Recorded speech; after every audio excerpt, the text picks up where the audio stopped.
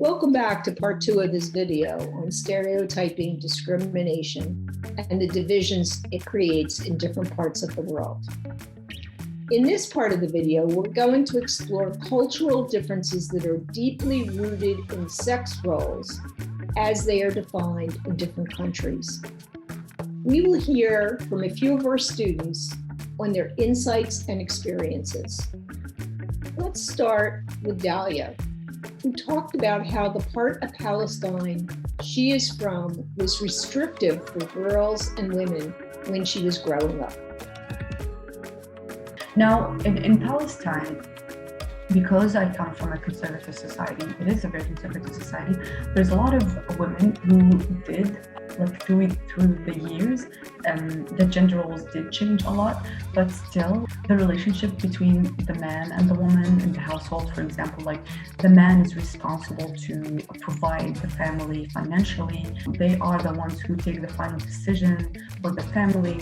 Even the brothers in the family also, they have this kind of power because basically they're males.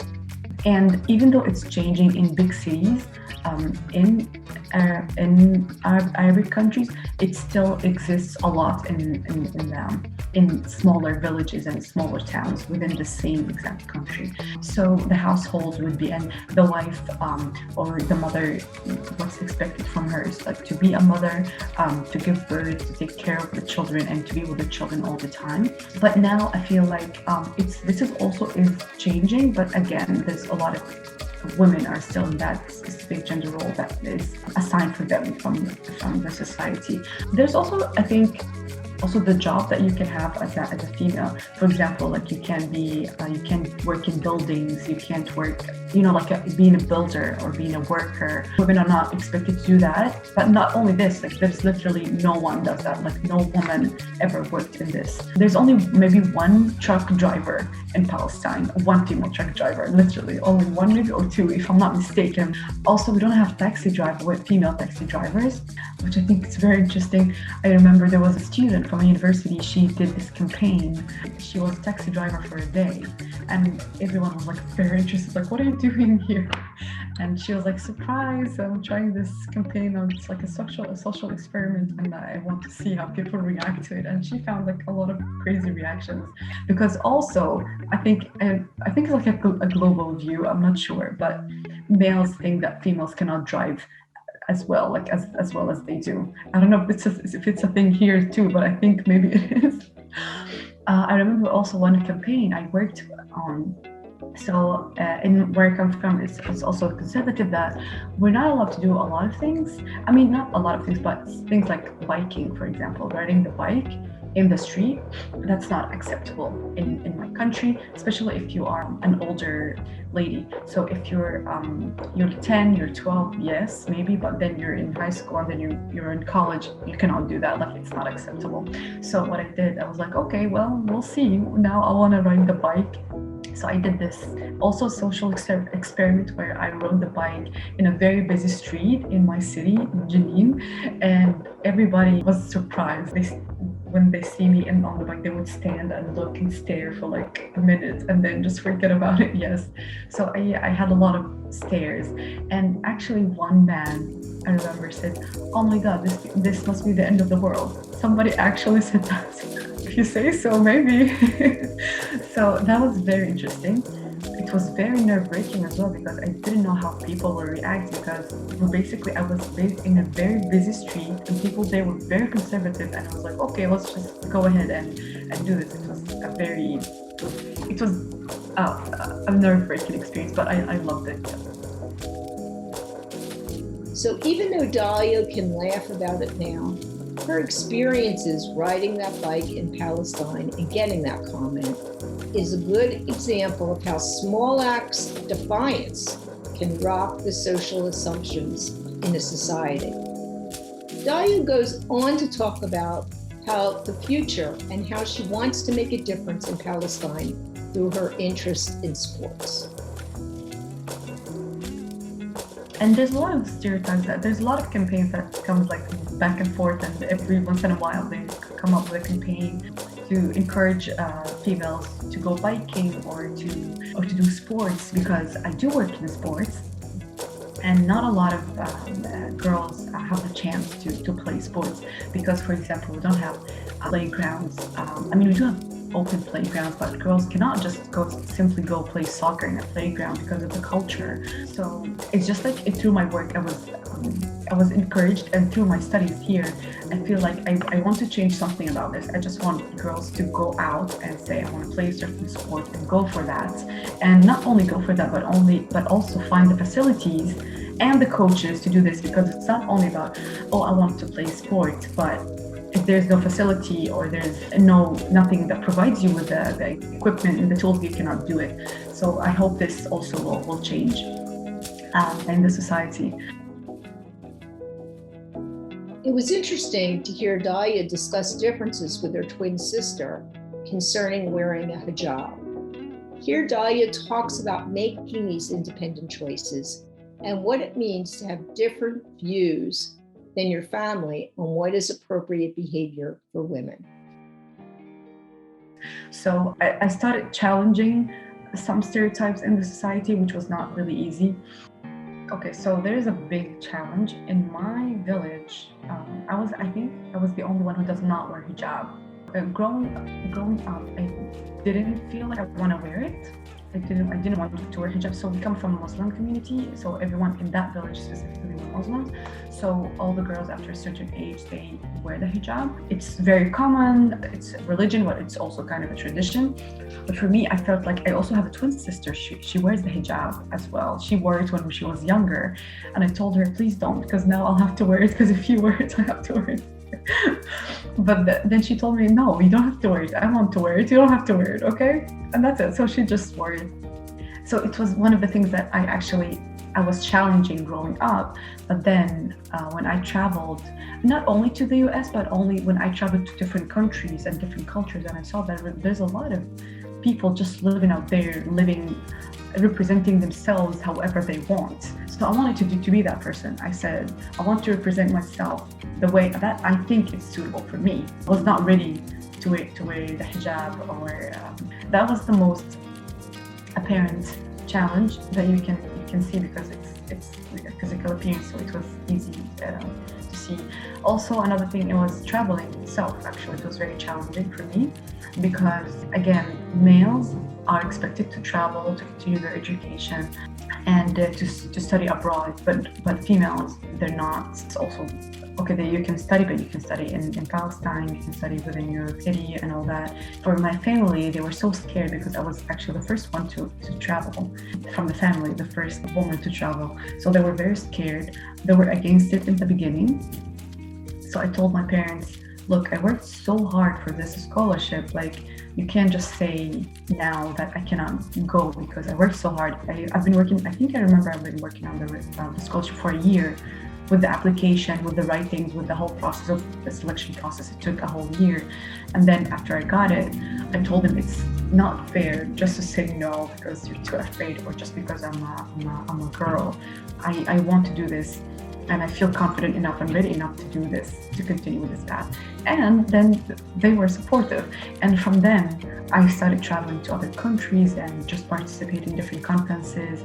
And it just opened a wide door for me, for my family to feel confident enough and comfortable enough for me traveling. So you can see how prevalent gender differences are in various parts of the world. Let's hear from Cleves, who is from the Republic of the Congo. When you listen to Cleves speak, consider what are the similarities and differences between what Dalia was talking about and what he is saying. There's one thing I wanted to mention. We still have polygamy in the Congo. He got married to 3 women, 3 wives. It's crazy. But I didn't see that in America. My country is a very paternalist country. That's it. And America too. But women fight. That's the thing. In America, women fight. They don't let themselves, being underrated. You have a lot of strong women. I met a lot of women. You have on the political realm, you have Hillary Clinton. People talked about her. She's fighting. And you have a lot of other strong women here in Philadelphia, for example, in leadership positions, like yourself. You fight, you're here, you're a professor, you have your PhD, and you don't let nobody play with you. Yes, and in the Congo, nah, a woman should be submitted. That they call it marital submission. But in America, money is not a problem because women can work. That's the thing. They can make like a lot more money than men do. That's the thing. And they don't get married because of the money. And in my country, 65 to 75% of the women get married to people just because of their wealth, their money, their social position. They call them like male dominant. But in America, a woman can make a man big, great, like she has money. She doesn't care about it. She just wants somebody who's gonna respect her and respect the family and raise the children and stay together, be faithful. We still live in a country with more than 300 something million people. So you have different realities, but most women here don't go with men just because they have money. Nah, that's the difference. And also in America, if you do something to a woman will press charges against you. And that's normal because everyone is protected by the law, regardless of gender, race. That's what they have here. I think the only protection they have is like the law. And the mentality is really different too. Different mentality. But in the Congo, you can lose your wife just because you don't have a job.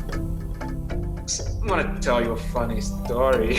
Like last year when I got here in America, no, not last year, the other year, I broke up with my wife. I wanted to find somebody to live with because it's not easy to live alone, and it was difficult. How do people date in America? I didn't like it. I didn't like that. It's like you go online, you on Tinder, Bumble. I'm like, I can't do this. Like talk to some random woman and try to get into a relationship? Nah, I won't do it. And when you want to get with somebody, you have to invite her in a diner or something. Like they call it date, on a date, go to a restaurant. Yeah, that's something we do, but not very often. Most of my relationships, most of the girls I dated back then, I would meet them like at my workplace, in school, not on social media. Nah. And there was a program, like an MTV program I was watching. It was catfishing. I'm like, maybe I could get catfished. And they said, no, you can. Bumble is trustworthy. I'm like, no, I can't do it. And I created an account and I decided to delete it. I'm like, I'm not gonna waste my time on social media. But that's the way. If you want to date somebody, you go online. Now let's also hear from Chen as he talks about his early years in China. He explained to me that his very life was a result of his family sidestepping China's restrictive one-child policy that was in place when he was born. The one-child policy was a program in China that was implemented nationwide by the Chinese government in 1980 in order to limit most Chinese families to one child each. The policy was enacted to address the growth rate of the country's population, which the government viewed as being too rapid. When my sister was born in 1996, and then I was born 5 years after that. When she was born, the doctor was gonna fix my mom. So my mom's not able to have another child.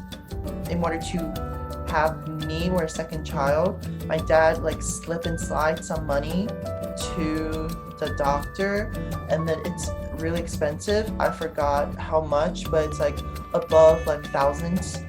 My dad slide money to the doctor, so the doctor won't fix my mom. And then back time, they're pretty lenient to the one-child policy, but a lot of doctors and hospitals, they typically fix women at that time period. So my mom had me, and then they were really looking forward for a boy. because back in China, like the gender is not like that equal. The girls are not treated like as equal as a male, and then they value male as the superior because they can reproduce, and then your name in China, last name comes first because family's first and then yourself. So they want to pass the name, for me it's Chen, down to the next generation. Boys are valued more. So they, like my grandparents and my mom and my whole entire family was like wishing for a boy. So 5 years later, they found out that it's gonna be a boy, and then my dad had to slip more money to the doctors because a lot of doctors back in China, they will kill before it's even born. They will kill the child. They have to like give them more money so I will be out safe.